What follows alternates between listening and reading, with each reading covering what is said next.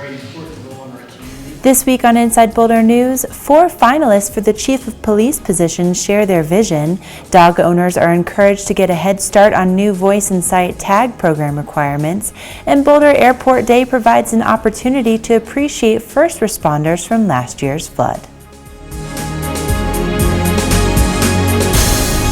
Welcome to Inside Boulder News. I'm Ashley Prill.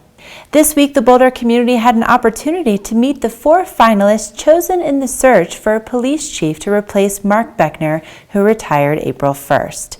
All 4 candidates currently work for the City of Boulder Police Department. We feel we have some strong candidates who already know the Boulder community, know the culture, know the citizens' values, can reflect that, and can of course operate the department with integrity and transparency, which is what we're looking for in the next chief. On Wednesday night at the main library's Canyon Theater, the candidates made public presentations, answered questions, and talked with members of the public one-on-one.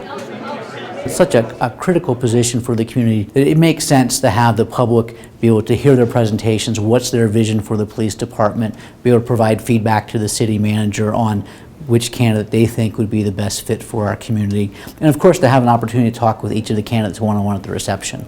And so that's a tradition we're carrying on with this position, and one that we certainly see a lot of value in.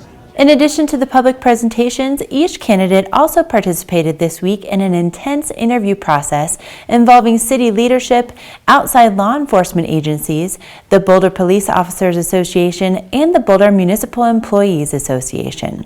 They will be evaluated on policing standards, leadership, experience, and preparedness to serve the Boulder community as Chief of Police.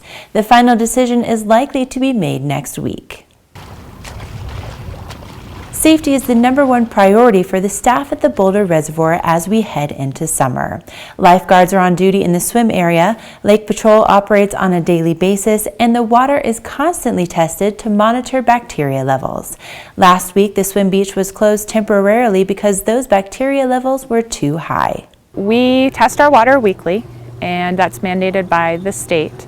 And the state has standards that we follow, and what we're testing for is a strain of bacteria, and it exists in the water on a regular basis, but when it reaches a certain level that is a state mandated level, we have to close the swim beach, and it's something that happens at least once or twice every season.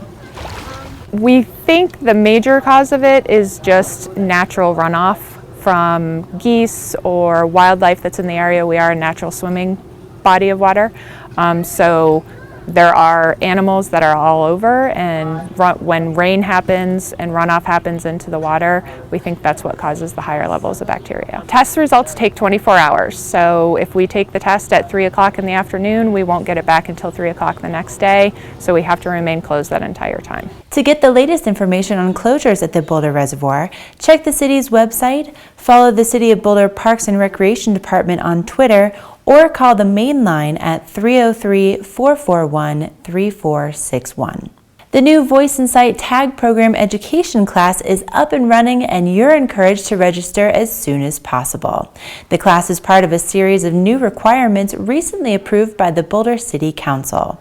The Voice and Sight Tag Program started in 2006 and allows dogs to be off-leash in designated areas if they display special participation tags and are under voice and sight control of their owners at all times. We wanted to make sure we kind of got ahead of the curve, knowing there's a lot of people that want to continue with their privileges, so we're offering classes on almost a daily basis through the remainder of the year so that we have adequate opportunity for people to take this class.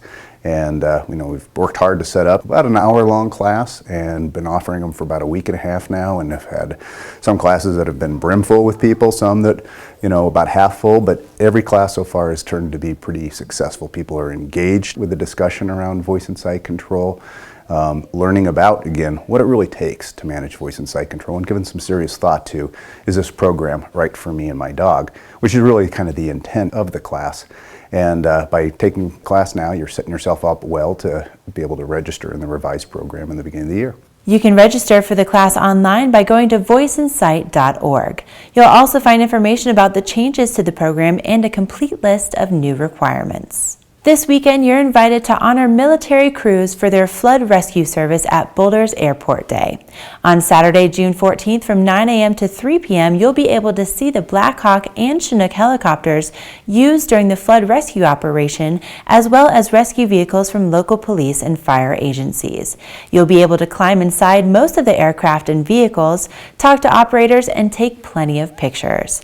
There will be a formal award ceremony right after an airplane flyover at noon. Boulder Airport Day will also feature World War II, acrobatic, antique, corporate, and experimental airplanes, as well as gliders and helicopters. The event is free, open to the public, and family-friendly. Thank you for watching Inside Boulder News.